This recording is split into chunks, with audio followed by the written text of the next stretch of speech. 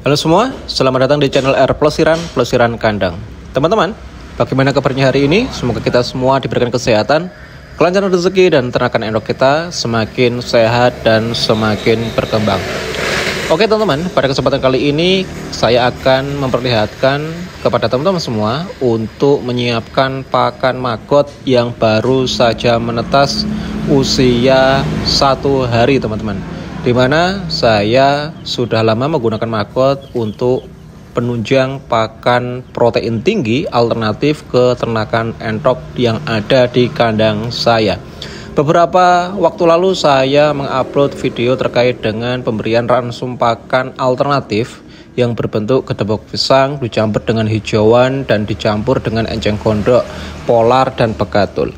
Ini memang sangat bisa menekan biaya kos pakan, tetapi juga tidak mengurangi nutrisi racikan pakan harian ternak endok saya, sehingga ternakan endok saya tetap bisa tumbuh optimal dan produksinya tetap lancar.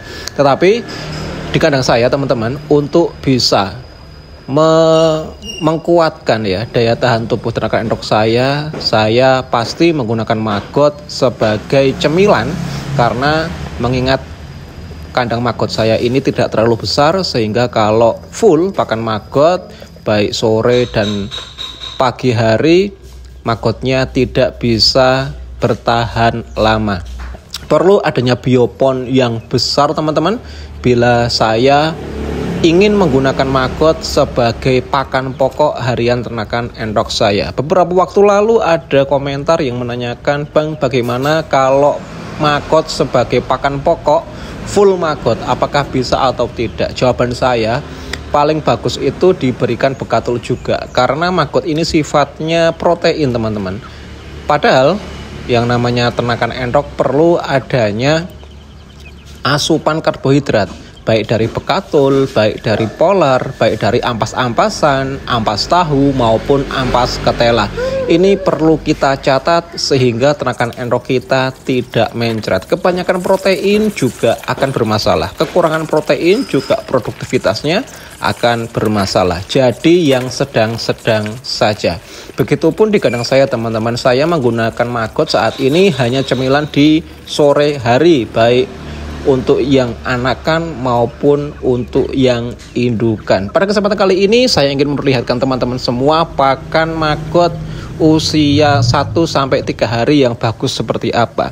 Seperti di video ini teman-teman, saya menggunakan ampas, bukan ampas ya, tapi limbah pasar yang ada di wilayah Kutoarjo, Kabupaten Purworejo, Jawa Tengah. Saya setiap harinya mencari pakan magot baik yang berbentuk buah-buahan maupun limbah pasar. Tetapi untuk saat ini paling banyak adalah saya mendapatkan buah-buahan yang berbentuk buah mangga. Di wilayah teman-teman mungkin juga musim ya buah mangga, sehingga keberadaannya sangat melimpah, sehingga bagi para pedagang pasti mempunyai buah mangga yang sudah tidak layak jual maupun sudah tidak layak konsumsi. Saya melihat hal tersebut, saya meminta ke pedagang yang biasa saya minta limbah pasarnya, dan diberi satu bagor buah mangga ukuran berbeda. Buah mangganya masih bagus sebenarnya teman-teman, tetapi karena ini memang lama saya tidak buka supaya cepat busuk dan mudah untuk dimakan oleh magot-magot saya yang masih usianya di bawah 1 minggu, sehingga keadaannya seperti ini. Buah mangga saya campur dengan limbah pasar yang berupa terong, berupa kubis-kubisan, ada tomatnya juga, tetapi kondisinya sudah busuk ya. Saya sengaja untuk membusukkan limbah pasar tersebut supaya magot-magot saya yang masih kecil-kecil ini bisa memakannya dengan sempurna. Oke teman-teman, dengan perawatan magot sebenarnya tidak begitu susah ya.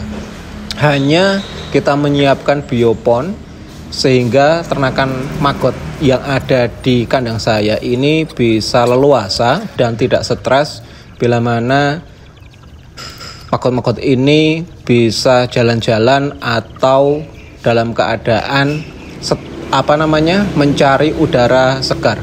Perlu diingat teman-teman, maggot ini hewan butuh adanya luas biopon sehingga maggot-maggot ini tidak bisa bergerak ya.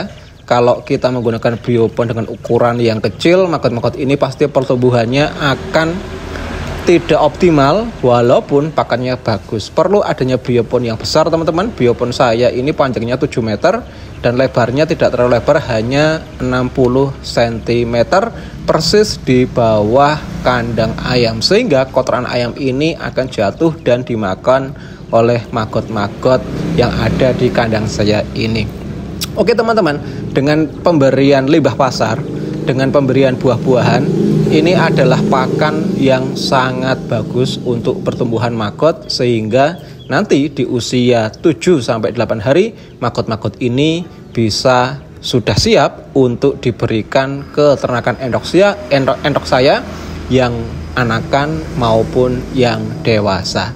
Gitu ya teman-teman ya. Jadi bagi teman-teman yang ingin budidaya maggot atau pembesaran maggot, monggo silahkan untuk bisa memahami apa yang saya lakukan. Pemilihan pakan maggot yang paling bagus, maggot di usia baru menetas 1 hari sampai 1 minggu itu seperti apa, yang menggunakan limbah pasar maupun buah-buahan, ini sangat cepat sekali pertumbuhannya. Nanti di usia 7 hari saya akan review kembali maggot-maggot saya dan saya akan berikan ke ternakan endok saya sebesar mana pertumbuhannya dengan pemberian limbah pasar dan buah-buahan. Tunggu ya, di usia maggot 7 hari nanti akan saya review lagi. Dan tetap semangat bagi teman-teman untuk bisa mencari pakan alternatif sehingga bisa menekan biaya kos pakan dan pertumbuhannya tetap optimal. Sampai jumpa di video selanjutnya hanya di channel R Pelesiran Kandang.